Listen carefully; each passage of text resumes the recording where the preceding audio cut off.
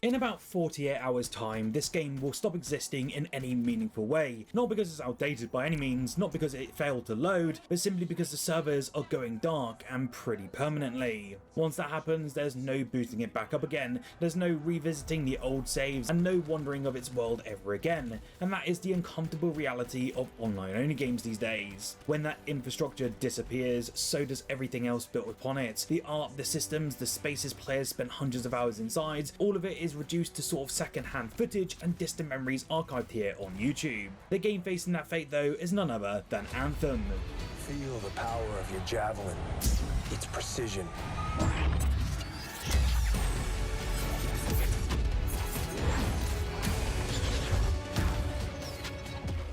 Released all the way back in 2019, Anthem was EA and Bioware's ambitious attempt to break into the live shooter service space. It was clearly positioned as a rival to Destiny, and when it was first revealed, the hype behind it was actually pretty massive. The trailer promised a sprawling world, seamless co-op, and unrestricted flight through a hostile alien landscape. It looked really bold, expensive, and incredibly confident. What that reveal didn't show though was a development cycle that was already spiraling. Years of uncertainty, constant changes in its leadership, technical struggles, and shifting creative direction would eventually lead to one of the most infamous launches of the entire generation, and the loss of millions of dollars across nearly 7 years of development. What players actually received at launch though was something far more limited and totally different in its scope. The core mechanics did work, flying felt good, combat had flashes of excitement as well, but there was almost nothing substantial built around those systems. And looking back now, I started to actually wonder whether Anthem was really as empty as I ever remembered, or if disappointment and expectations coloured my memory more than the game itself. So I finally went back to it and wanted to try it for a final time. With Anthem nearing its final shutdown, I wanted to experience it, to see whether you're losing access to a misunderstood game with unrealised potential, or exactly the experience that history already decided it was, and to ultimately understand that, we had to start with how Anthem came to be.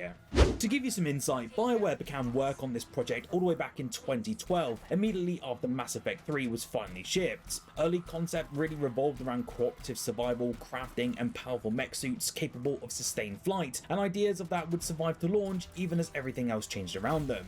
In 2014, the game's director left the studio, new leadership did take over, and then pushed that project in a different direction. Then in 2016, the lead writer responsible for that shift also departed. The team pivoted yet again, attempting to return to the original vision, but by then years had already been lost. At the same time, the project was being built in the Frostbite engine. This was one that was actually mandated by EA at the time. While it was powerful for sure, it wasn't designed for this type of game, and teams really struggled to implement even the most basic of systems, and with that, development slowed to a crawl as engineers fought the tools instead of building a worthwhile experience. Meanwhile, games like Destiny were becoming a massive success. Its influence began shaping expectations internally, and Anthem slowly transformed into a sort of live service looter shooter. By 2017, Bioware were under intense pressure. The team reportedly rushed to assemble a playable demo in just 6 weeks to show at E3, and is a demo that would later be criticised for presenting features that barely existed. Not long after though, tragedy struck when one of the game's lead designers passed away. Later that same year, the original director returned to stabilise the project and finally push it towards EA's firm March 2019 deadline. In roughly 18 months, Bioware assembled the version of Anthem that would ship, and honestly, you know what the results were.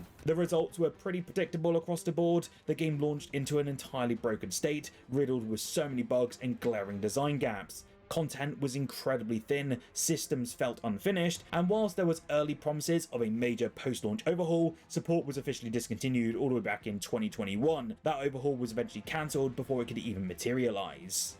Strangely though, Anthem actually sold roughly 5 million copies, enough to generate revenue of course, but nowhere near enough to justify continued development, and that was really the end of it. But actually playing Anthem today reveals something pretty interesting, as beneath the disappointment, there's still a foundation that really does work. The core gameplay is genuinely enjoyable, and everything revolves around your javelin, creating a sort of power fantasy that feels like a fusion of high-speed flight and explosive third-person combat. You will soar through the air, you can hover mid-fight, you can even chain abilities and rain destruction from above. When that movement, combat, and visual design all align, the experience really clicks in a way that few games manage to this day.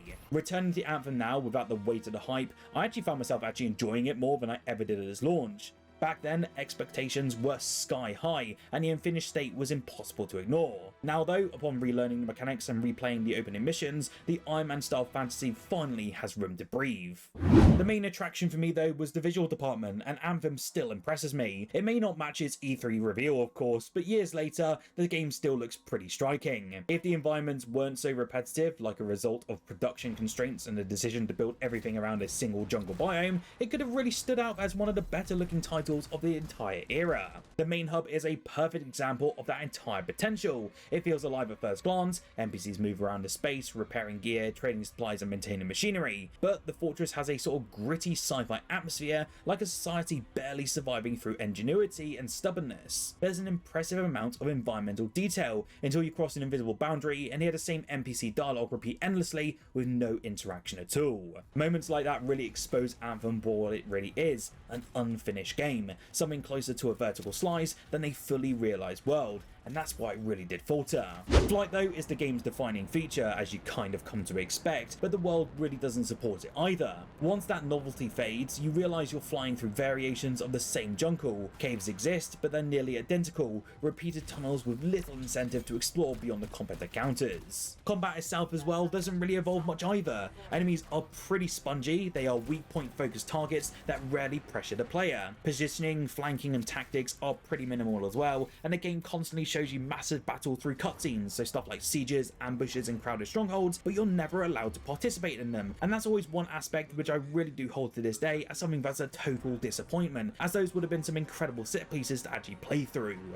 The story in that fact as well also follows a sort of similar pattern. It really hints at an ancient technology capable of reshaping the world and a fragile civilization barely holding on, but most characters are pretty forgettable. They're buried under all this sort of techno-babble and exposition. In the field, meaningful NPC interaction is almost non-existent. You essentially have to escort nameless survivors, rescue faceless prisoners, and then move on. That sort of fragment storytelling is a result of Anthem being rewritten multiple times. Different narrative ideas are just being stitched together to basically make something that never fully settles on what it truly wants to be. And stepping back, that's where the real disappointment lies. Anthem isn't just a game you can't play anymore, it's a game where you can clearly see the potential that never had a chance to flourish. The movement is excellent, the combat has moments of brilliance, the world hints at something far bigger, but all of it is just held back by a chaotic production and impossible timelines. It's even difficult to really place any blame here, whether it was EA's hard deadlines or Bioware's internal mismanagement. Anthem was never given the opportunity to fully become what it could have truly been.